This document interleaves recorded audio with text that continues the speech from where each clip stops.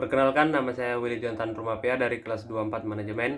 Saya akan menjelaskan tentang uang, institusi keuangan, dan penawaran uang, definisi dan ciri-ciri uang. Berdasarkan pada ciri-ciri kegiatan perdagangan yang dijalankan dalam berbagai masyarakat dari masa lalu sampai pada masa kini, perekonomian dapat dibedakan kepada perekonomian barter dan perekonomian uang. Yang diartikan dengan perekonomian barter adalah suatu sistem kegiatan ekonomi masyarakat di mana kegiatan produksi dan perdagangan masih sangat sederhana. Kegiatan tukar-menukar masih terbatas. Yang diartikan dengan perekonomian uang adalah perekonomian yang sudah menggunakan uang sebagai alat pertukaran dalam kegiatan perdagangan. Beberapa kelemahan perdagangan barter. Semenjak berabad-abad yang lalu, masyarakat telah menyadari bahwa uang sangat penting peranannya dalam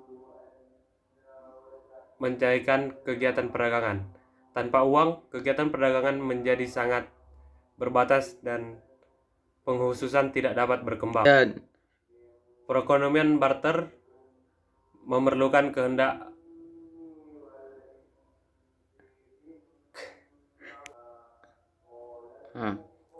yang selaras. Yang dimaksudkan dengan kehendak ganda yang selaras atau double confidence of wants adalah tiap pihak yang ingin melakukan perlukan memiliki barang yang diingini pihak lain.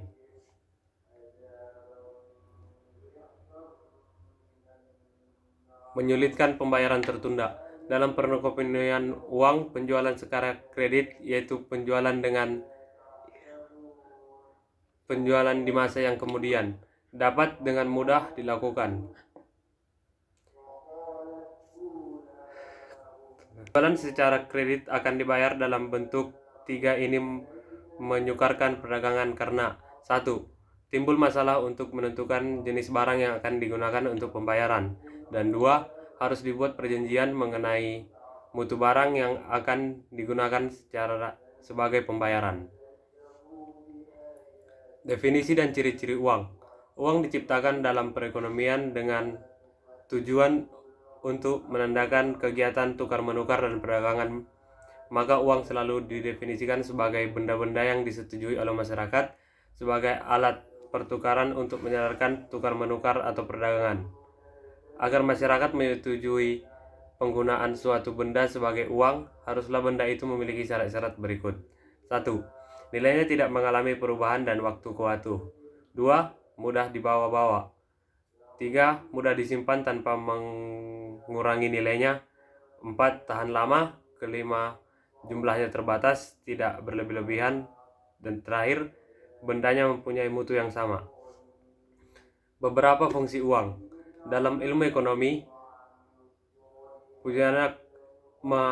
fungsi uang dalam melancarkan kegiatan perdagangan dibedakan menjadi 4. Mereka adalah 1. Untuk melancarkan kegiatan tukar-menukar. 2. Untuk menjadi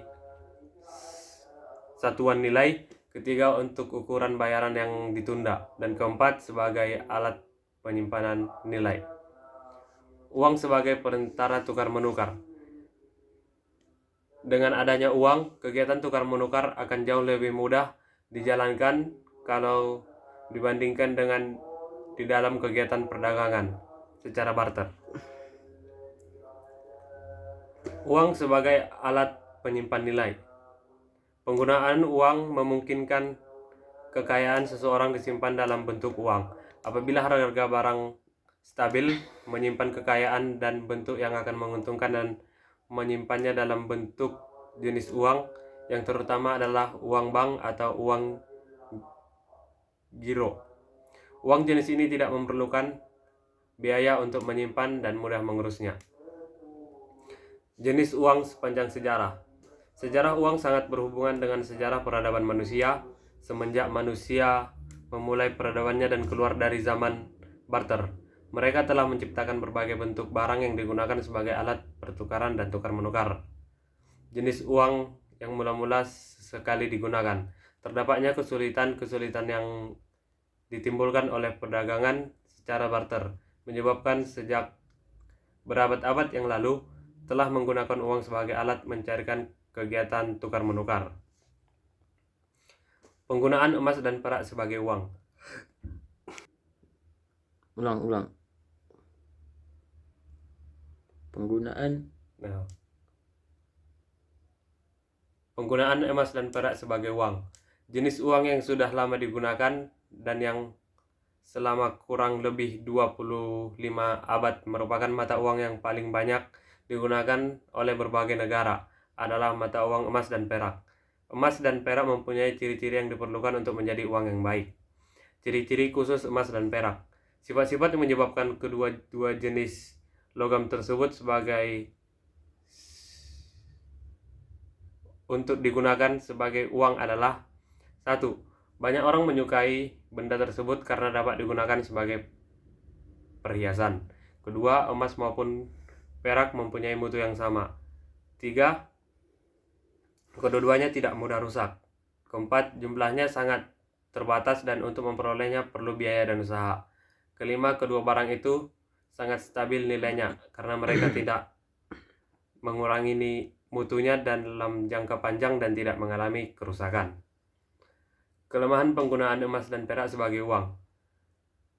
Kemajuan ekonomi yang dihapus setelah revolusi industri menyebabkan perdagangan berkembang dengan pesat sekali. Maka kesulitan-kesulitan mulai timbul dalam menggunakan kedua logam tersebut sebagai uang. Sebab-sebab utama dalam kesulitan tersebut diterangkan dalam uraian berikut. Pertama, memerlukan tempat yang agak besar untuk menyimpan emas dan perak tersebut. 2. Merupakan benda yang berat. Ketiga, sukar untuk ditambah jumlahnya. Untuk mengatasi kelemahan dari penggunaan masa uang emas dan perak sebagai alat pertukaran dalam tukar menukar, masalah diperlukan jenis yang baru, yaitu uang kertas. Peranan dalam kegiatan bank umum, jenis-jenis lembaga keuangan, bank umum atau bank perdagangan, bank tabungan, perusahaan peminjaman, pasaran saham, perusahaan asuransi. Beberapa keistimewaan dari bank umum. Keistimewaan 1, tabungan dapat diambil dengan cek. 2, dapat menciptakan daya beli. 3, memberi pinjaman jangka pendek. Proses penciptaan uang giral di dalam kenyataan. Di bawah ini diuraikan 3 faktor penting yang membatasi penciptaan uang. Kebocoran uang tunai, bank ingin mempunyai cadangan yang lebih banyak. 3, kekurangan peminjaman. Perbedaan kegiatan bank sentral dan bank umum. Dalam perekonomian karya terdapat satu bank sentral. Bank umum kebanyakan dimiliki oleh pihak swasta. Tujuan kegiatan bank sentral dan bank umum berbeda. Bank sentral diberi kekuasaan untuk mencetak uang, kertas, dan logam. Fungsi utama bank sentral bertindak sebagai bank kepada pemerintah.